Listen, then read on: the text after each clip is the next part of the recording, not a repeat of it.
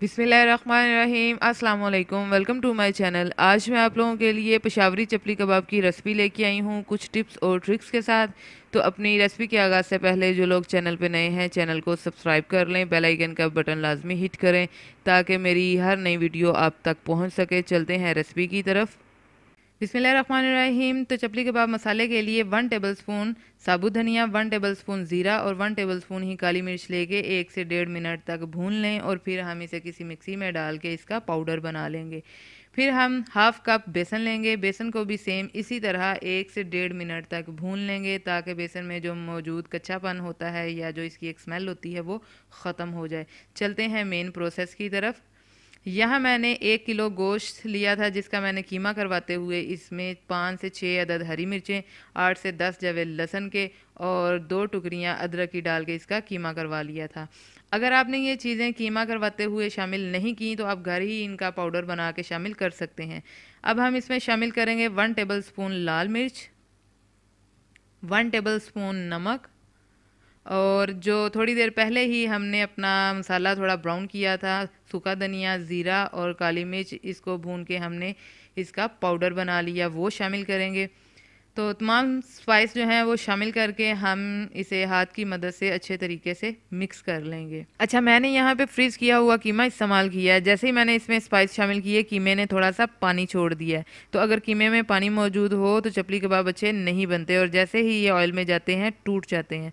तो इस पानी को कंट्रोल करने के लिए हम क्या करेंगे, थोड़ी देर पहले ही जो हमने पैन में अपना बेसन ब्राउन किया था वो शामिल कर देंगे। लेकिन अगर आप फ्रेश कीमा इस्तेमाल कर रहे हैं और कीमा करवाते हुए उसमें आपने थोड़ी सी चर्बी शामिल की है, फिर आपको बेसन इस्तेमाल करने की ज़रूरत नहीं है। बिना बेसन के ही आपके चपली कबाब बहुत अच्छे से जुड़ेंगे और बहुत अच्छी उनकी शेप आएगी। तो इस तरह हम कीमे में बेसन को अच्छे से मिक्स कर लेंगे। जैसे ही हमारी मिक्सिंग कंप्लीट होती है हम चपली कबाब की शेप की तरफ चलते हैं।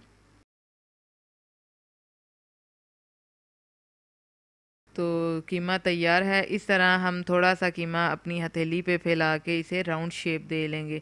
मोस्टली चपली कबाब का साइज़ काफ़ी बड़ा होता है लेकिन मैं इसको नॉर्मल साइज़ में ही रख रही हूँ। इस तरह आपने साइडों से अच्छे से इसको कवर कर लेना है, राउंड शेप दे लेनी है। तो एक अदद इस पे अब मैं टमाटर का स्लाइस वो पेस्ट करूँगी। इसी तरह आपने बाकी के तमाम चपली कबाब पहले तैयार कर लेने हैं और फिर हम चलेंगे इसके फ्राई करने के प्रोसेस की तरफ। एक पैन में आपने half cup oil low flame पे गरम कर लेना है। फिर आपने 1 बाय 1 इसमें तमाम चपली कबाब शामिल कर देने हैं और 2 से 2.5 मिनट तक आपने इसकी एक साइड को अच्छे से लो फ्लेम पर ही पकने देना है। क्योंकि अगर आप मीडियम या हाई फ्लेम करेंगे तो कबाब आपके जल जाएंगे लेकिन अंदर से कीमा जो है वो कच्चा रह जाएगा। तो देखिए माशाल्लाह बहुत अच्छे से हमारे जो चपली कबाब हैं वो फ्राई हो रहे हैं। चलते हैं अब इसकी सर्विंग की तरफ। तो देखिए माशाल्लाह हमारे चपली कबाब बहुत अच्छे से फ्राई हो गए हैं।